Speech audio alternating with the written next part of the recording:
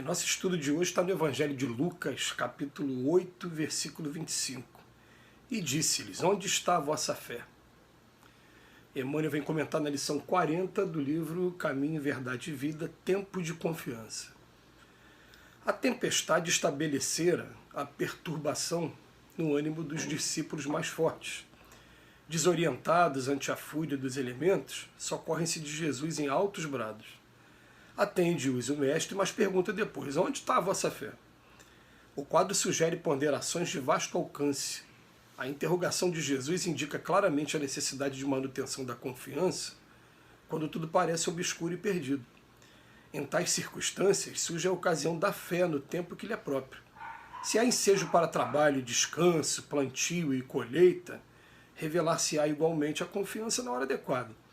Ninguém exercitará otimismo quando todas as situações se conjugam para o bem-estar. É difícil demonstrar amizade nos momentos felizes. Aguardem os discípulos, naturalmente, oportunidades de luta maior, em que necessitarão aplicar mais extensa e intensivamente os ensinos do Senhor. Sem isso, seria impossível aferir valores. Na atualidade dolorosa, inúmeros companheiros invocam a cooperação direta do Cristo. E o socorro vem sempre, porque é infinita a misericórdia celestial, mas vencida a dificuldade, espere a indagação: onde está a vossa fé? E outros obstáculos sobrevirão, até que o discípulo aprenda a dominar-se, a educar-se e a vencer serenamente com as lições recebidas. Eu consigo buscar aqui na minha imaginação, e eu digo imaginação porque tudo aquilo que ficou para trás a gente até consegue mentalizar melhor, mas o que está para frente ainda a gente não consegue, para a gente é um mistério. Mas na minha imaginação eu consigo ver aquele grupo de espíritos que já conseguiram vencer as dificuldades que tem aqui na Terra e que estão em um local, em uma morada mais bem-aventurada, para usar o termo evangélico, e lá não tem essas complicações todas, esses embates todos que a gente tem aqui na Terra. Estão em um local mais tranquilo. Quando a gente pega no Evangelho segundo o Espiritismo, no capítulo 3, e vê a definição de um mundo de regenerações, o que é que eles falam lá? Que aqueles espíritos que ainda têm o que espiar, descansam um pouco das fadigas da luta, se preparam, estudam. Então são esses lugares. Então estão lá naqueles lugares em que ainda tenho que espiar, ainda vou ter que experimentar aqui, vir aqui para um lugar como a Terra, por exemplo. Mas lá agora eu estou dando aquela descansada, estou convivendo com pessoas que já obtiveram mais êxito, né, nas suas provas, enfim. Fico imaginando, por exemplo, olhando aqui na figura que está atrás de mim, o quadro aqui do Chico Xavier.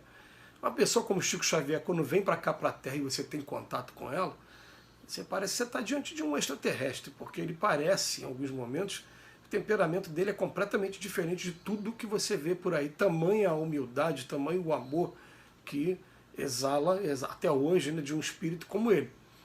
Mas ele veio para cá, e é claro que, como todos nós, ele foi sujeito também a todas essas agressividades, tudo o que acontece aqui na Terra. Mas a pergunta que faz aqui, né, onde está a vossa fé? Aí de repente eles vêm para cá e aqui eles são testados. Olha que coisa legal. Fala assim, no antepenúltimo parágrafo: aguardem os discípulos naturalmente oportunidades de luta maior, que aí sim necessitarão aplicar mais extensa e intensivamente os ensinos do Senhor, porque sem isso seria impossível aferir valores. Como é que se vai avaliar um aluno se não fizer passar por provas? Só depois das provas, esse aluno aqui está preparado. Então a gente percebe nesses espíritos que a gente considera missionários, embora eles não gostem, muitas das vezes, eles, na posição de humildade deles, eles pedem para não chamar dessa maneira, mas para a gente eles são luzes. Chico Xavier é uma luz para a gente, né? Então esses espíritos, o que acontece? Eles vêm para cá e aqui eles são muito testados. Aí a gente para ver assim, tanto nascendo na prova da riqueza como na prova da pobreza. Porque você pega assim dentro da história, né? Moisés nasceu na prova da riqueza, mas depois abandonou tudo, promoveu o êxodo do povo e passou também muita dificuldade enquanto o povo estava saindo do Egito da escravidão e foi se estabelecer como uma civilização, perto lá do Monte Sinai. Aí você pega Paulo de Tarso, prova da riqueza. Mas depois, quando conhece o mestre, olha como é que tem uma reviravolta na vida e olha as dificuldades enormes que ele passa. Né? Aí você pega Leon Denis, prova da pobreza, mas foi muito testado, foi trabalhar com o pai desde cedo em casa de moeda, depois em minas de carvão, que a gente não consegue nem imaginar, muita dificuldade. Bezerra de Menezes, prova da riqueza, foi filho de oficial do Exército Imperial. Saiu do Ceará, veio para o Rio de Janeiro fazer medicina, que é uma coisa que até hoje não é qualquer um que faz. Ou a pessoa tem que estudar muito para passar para uma faculdade pública e não pagar, ou os valores de faculdade de medicina são altíssimos para o padrão médio da sociedade brasileira. Mas passou muitas dificuldades também quando se declarou espírita e não teve o menor constrangimento em doar tudo que tinha para poder amenizar o sofrimento daqueles que estavam por aqui. São testes que a pessoa vai passando para aferir valores, para saber se ela realmente é uma pessoa preparada. Então, os testes eles podem vir, e sempre vêm, né? Tanto nos desafios da vida material, de você arrumar emprego, de ter uma dificuldade financeira muito grande, para ver se você não entra em desespero, como também nos relacionamentos, e até mesmo, né, bota a pessoa para pisar no pé dele mesmo, vamos ver qual é a reação dele. A reação dele não foi agressiva, ótimo, ele está preparado para trabalhar com Cristo. Enquanto tiver ainda um pouquinho de agressividade, é melhor que ele não faça isso. Então é interessante, né, que o mestre, por exemplo, quando a gente começa a estudar a vida de Cristo, Cristo em momento nenhum ele deixou de ser enérgico, mas da sua energia nunca saía agressividade. Quando tinha que falar, ele falava e falava de maneira dura, de maneira franca e de maneira direta. Mas a gente consegue imaginar isso quando a gente vai agir com nossos filhos também. A gente ama tanto os nossos filhos, é um sentimento inexplicável, né? Que quando a gente vai falar com nossos filhos, às vezes a gente coloca um pouquinho de energia a mais, aumenta a voz, mas é porque a gente ama, não tem ali agressividade. Tem uma preocupação em exagero que a gente não sabe dosar, às vezes, na hora de falar. Então Jesus também, ele era enérgico.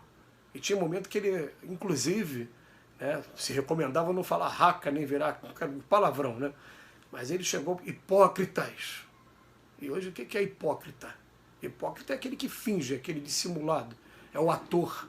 Né? Isso aqui é hipócrita. Mas ele chegava, hipócrita, raça de víboras. Essa é uma palavra que Jesus falou, raça de víbora. Está chamando os outros de cobra? Não, não está. É porque víbora está rastejando na matéria. Não está tendo um relâmpago ainda de ver a vida espiritual. Está só vivendo a vida puramente material. E Jesus era enérgico mesmo, chamava a atenção e depois deixava o seu ensinamento. Então a gente tem que aprender e muito, que a gente não pode fugir do convívio com a coletividade que a gente vive, mas também tem que procurar cortar tudo que tem a agressividade de dentro da gente. A gente tem que ser, deve ser um educador, porque diz também no Livro dos Espíritos que os bons são tímidos, por isso que os maus sobressaem mais. A gente deve sim colocar nossas vozes, mas sem agressividade, aprendendo a suportar as pedradas que todo mundo leva quando está aqui nessa vida, porque a gente já deu tanta pedrada, vai chegar um dia que vai ser a nossa vez de levar pedrada também, como prova do aprendizado e como prova do amor ao Pai. Agora, conseguiu atingir esse amor, o que acontece? Ele fala, onde está a vossa fé? Outros obstáculos sobrevirão, até que o discípulo aprenda a dominar-se, a educar-se e a vencer serenamente com as lições recebidas. Então vamos começar agora, né? Depois que a gente tem acesso a uma informação como essa, falar assim, Pai, me ajuda, por favor, eu quero aprender a respeitar o ser humano, eu quero aprender a amar o ser humano, eu quero aprender a não revidar, eu quero aprender a ser uma pessoa mansa e pacífica. Quando as provas, as dificuldades chegarem, Pai, muito obrigado porque o Senhor está me testando. Me perdoa se eu ainda não consegui 100%, mas já estou conseguindo, pelo menos, me dominar um pouquinho mais. E assim, de pouquinho em pouquinho, a gente vai chegar no ideal. Mas eu quero pedir muita ajuda ainda, muita ajuda, porque hoje eu já tenho conhecimento e o que está faltando é a prática. Eu sei que a prática está logo ali, eu sei que o homem é o exercício que faz. Então me ajuda. E assim a gente agradece muito a Emmanuel pelas explicações de hoje. Que Jesus nos abençoe hoje e sempre.